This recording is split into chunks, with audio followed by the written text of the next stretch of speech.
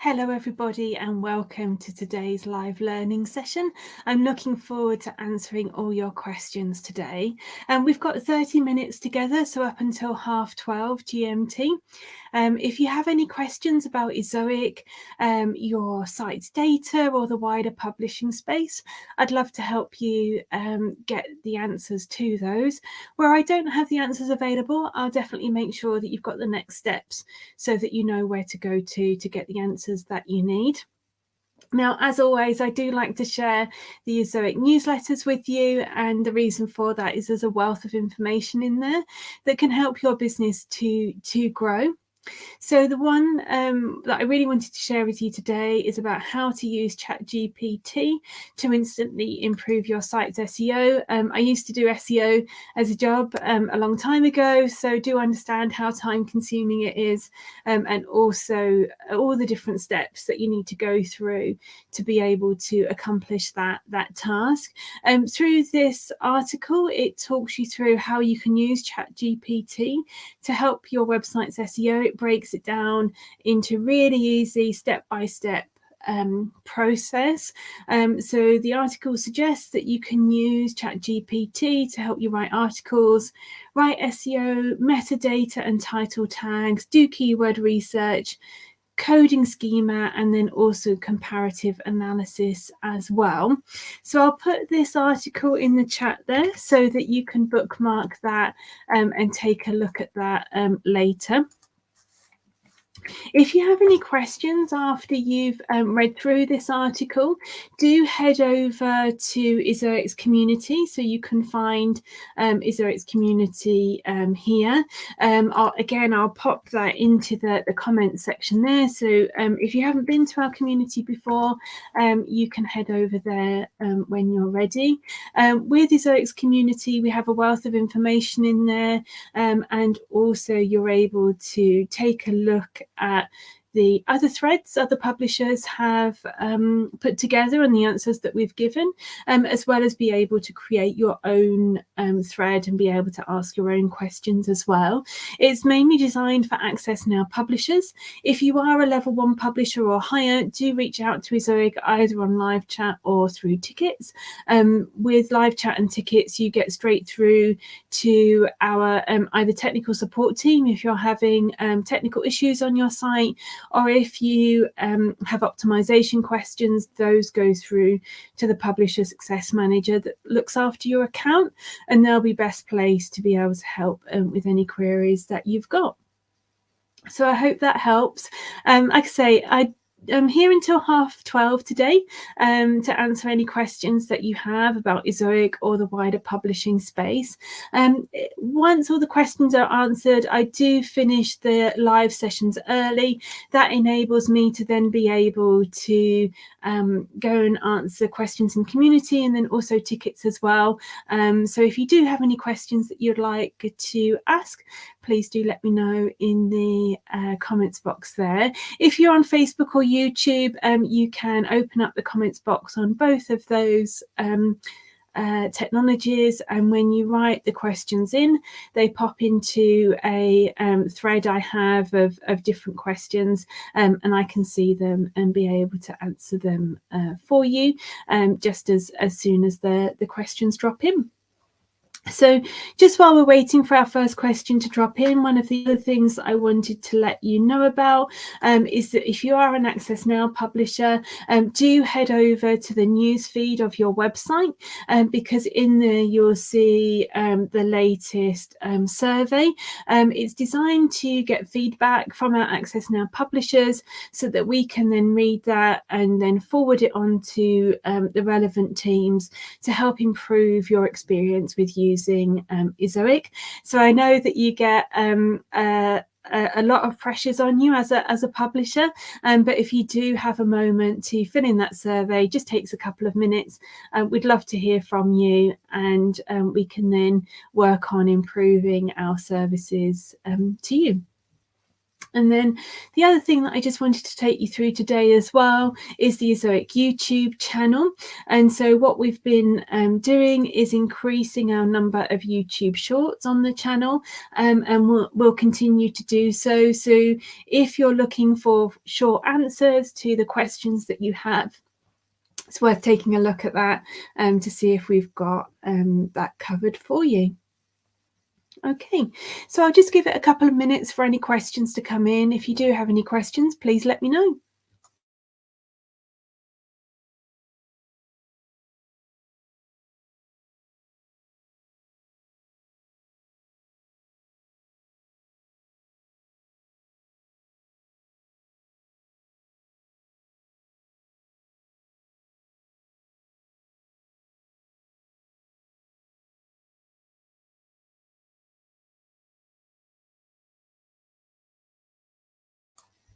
Okay, so we don't have any questions coming in just yet. What I'll do is I'll show you through one more article in the Ezoic blog, and then if you're all happy that you've got your questions answered, I'll close for today. We do have another live learning session tomorrow morning at 9 a.m. GMT. So if you are around and do think, oh, I wish I'd asked that question, do drop in tomorrow at 9 a.m. I'd love to help you with your query as well there. And it's exactly the same format as today, when you can ask any question you'd like about Ezoic or the wider publishing space. So the last article I'll share with you today is about how Ezoic's AI placeholders work. So this talks you through how they can help increase your revenue and also balance the user experience as well, because with everything with building your site, it's important to get that good balance, isn't it, between the revenue and also the user experience as well. So I'll drop that article into the chat there for you to bookmark later. If you haven't got AI placeholders working on your site, definitely worth considering. The way the AI placeholders work is that you first of all need a really good ad placeholder setup, whether you're using the Chrome extension or the WordPress plugin. And then after that, switch on the AI placeholders. The AI placeholders then fill in any gaps that you've got on your site where the AI technology can see that there's a Google AdSense compliant ad placeholder, where an ad placeholder could go that there isn't currently one on your website. So what they do is fill in the gaps of your ad placeholder setup, just to help ensure that you've got a good variety of ad placeholders on your website. So like with any ad placeholder on Ezoic, when the ad placeholders are on your site, it doesn't necessarily mean an ad's going to show. It just gives the AI technology the option to be able to show an ad placeholder in that position. So it gives the system better flexibility and better ability to balance the revenue and user experience for your website. So I hope that helps. We haven't had any questions coming in today.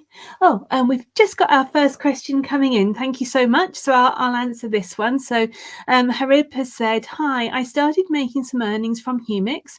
I'm a little confused about how it works, but my question is, how can I use my articles to generate Humix videos automatically? So in terms of Humix videos, how they work is that you use your FlickerFi tool within your Ezoic dashboard to create those videos. You do that through taking a URL from your website, placing it into the FlickerFi tool. It creates a video for you in moments that you can then edit. And once you've rendered that video, it automatically places that video onto Humix and then onto your website as well, so that you can earn revenue from it. If you've got the grow and engage function switched on, it also means that you can then put that video in the wider network pot, and then other publishers can then place that video on their sites, and you earn a 50-50 split of the revenue from there. So the Humix videos aren't sort of created automatically straight from your articles, but it does just take a couple of minutes to be able to create those videos through FlickerFi. If you're just wanting Humix videos on your site without creating the articles through FlickerFi, what you can do is, by having those grow and share functions switched on, the share function enables you to place other publishers' videos on your site through Humix. So again, you earn 50% of the revenue and they earn 50% of the revenue as well. To get the best of everything, what we recommend doing is using both FlickerFi to create those videos from your articles. You get 5 free videos if you aren't on premium, and 100 free videos if you are on premium. And then alongside that, have Humix switched on. Make sure that your ads are enabled, and then also have those grow and engage functions switched on. So when you're using all of those tools together, you can increase your revenue by up to 15%. And also what happens when you're creating the videos through FlickerFi, so you're actually making videos from your articles, it puts those videos on your page through Humix, and that gives a nod to Google that you've got a multimedia aspect to your site. That can help with your SERP rankings, and depending on what niche you're in, that can be critical in terms of moving up those SERP rankings and getting the traffic that you need to grow your business. Also, what happens with those videos is that they generate their own URL, so Google indexes them independently. You can then get traffic to your site directly through those videos as well. And so again, if your niche is very competitive, this can make a huge difference to you in terms of getting traffic to your site. Also about building your brand as well. So a reader may watch your video and then they may see your website in the rankings, and so they may click on there as well. So you get multiple options then to be able to get traffic to your site. So I hope that helps, Harib. Oh, you said FlickerFi, thanks, I will start using it. No problem at all, you're so welcome. So I'll stay on the line for another couple of minutes, just in case we have any follow-up questions. If we don't get any questions in the next couple of minutes, I will close for today. That enables me to answer questions in community and get back to people on tickets as well. And we do have another session of live learning at Wednesday 9 a.m. GMT. And with that, it's exactly the same process. I go live on both Facebook and YouTube. You can then write into me the questions that you have and get the live answers as well. You can ask anything about Ezoic, the wider publishing space, your data in particular. And if I can't get the answer to you on that session, I'll make sure that you have the best next step to go to be able to get the answer that you're looking for. Okay, so we don't have any more questions that have come in today. So I just want to thank you all so much for joining me. I'm going to be doing these sessions every Tuesday at 12 o'clock as well over these next few weeks. Oh, we've got another question coming in. Thank you. So GameX has said, hi, my website was down a few weeks ago. It lost 80% of its traffic, but it recovered. Now it's down again. Okay, with that, GameX, what I would do is just double check what's happening in terms of your Ezoic dashboard setup. So go to your traffic settings, make sure you've got those set out at 100 and that your full traffic is running through Ezoic. Then what I would do is take a look at any changes that you've made in terms of marketing your site. For example, did you used to place quite a lot of articles on Facebook and Twitter and are now not doing so, and that could impact the traffic coming to your website. Next, what I would do is I would take a look at the landing pages of your site in Big Data Analytics. So select the time period of the last couple of weeks when everything's been working fine, and then compare that to the previous period when you were losing the traffic, and just see if there's particular pages that aren't generating the same traffic that they were previously.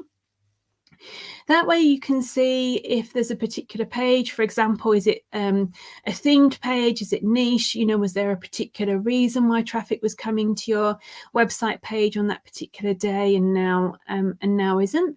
That might be able to help answer your own question of why the traffic has changed. If you aren't able to find the reason why your traffic has dropped by doing those tasks, if you are an Access Now publisher, please do reach us out to us in community. We'd love to help you with this. We can take a detailed look at your site and be able to find out what's going on for you and then suggest what next steps you should take. If you're level 1 or higher, do reach out to us either through live chat or tickets, and we'll take a look at that for you then. So I hope that helps. If you've got any follow-up questions, do let me know. So Hariba said, also, I have a lot of JS file on my search console and it was created by Ezoic. How can I block Search Console from indexing to JS file and pages created by Ezoic? Presently, I have over 300 pages crawled but not indexed. Harib, with that one, I would recommend reaching out to us in community if you're Access Now, or if you're level 1 or higher, reach out to us via live chat or through ticket. And the reason for that is if you start blocking pages or JS files on your website that Ezoic has created, what you may find is that you're blocking something that's integral to either the functioning of your website when it's running through Ezoic, or the functioning of the ads on your website. So do reach out to us. We can take a look at that for you, find out what's happening, and either explain the reason why it's happening or give you the solution to get that resolved. So I hope that helps. So Muslim Ozo has said, does my site have to serve an area, or is it a policy violation to open a general site? We have different authors for each. So I think, and please do correct me if I'm wrong, that I think what you're asking is, does your site have to have a specific niche? And it doesn't have to have a specific niche. You can have a general site, but we do find that general sites struggle to get approved by Google Ad Manager at a domain level. So your overall account with Google Ad Manager may be accepted, but at a domain level, that site may not be accepted. And the reason for that is that Google has a really big focus at the moment around user experience and navigation in particular, in terms of your readers being able to easily navigate around your site. So if you've got a very general site and say it's got food recipes on, and then also how to fix a car, and then also, how to fix a broken tap, then Google isn't going to know or understand how to index that site. Where does it put it? And so you're going to find from there that Google is going to really struggle to be able to approve that website. It doesn't mean that you can't make it, and it doesn't mean that you can't try to get the approval with Google MCM. It just means that it's potentially going to be very, very difficult for you, and so worth being aware of that before you make a start on either building that site, or you may want to make a change on that. GameX has said thank you. No problem at all, you're so welcome. And our Disciplo has said, is it okay to use a plugin to remove ads with a specified date interval? In terms of that, I'm presuming you mean Ezoic ads. Is that right? In terms of removing Ezoic ads under a specific date, if you can let me know what plugin you're using, I can certainly run that past the team. I'll see if I can get an answer back for you while we're on the call. I haven't heard of any plugins that can do that, but if you do have one, please let me know, and I'll see if we can get an answer back for you. What I would recommend doing though, rather than using a plugin which could then interfere with other things on your site and impact your core web vitals, is using either the traffic settings if you're wanting all your ads removed from your website over a specific time period. So you can switch off the traffic running through Zoic for say a 2-week period if you're working with another advertiser, and then you can switch that traffic back on when that direct ad finishes. Alternatively, if it's just a page or two that you're wanting the ads not to show on, I'd recommend using the disable ads by page app. Again, you can switch that on for say a couple of weeks and then remove those pages from the app, and then ads will show again. So Hariba said, okay, I will, no problem at all. And then GameX has said, one more thing, Bing called all the links of my website, but it's not indexing. I contacted them, but they are not responding. Any suggestions? So what I would recommend doing at GameX is going onto Google and just searching for help around this.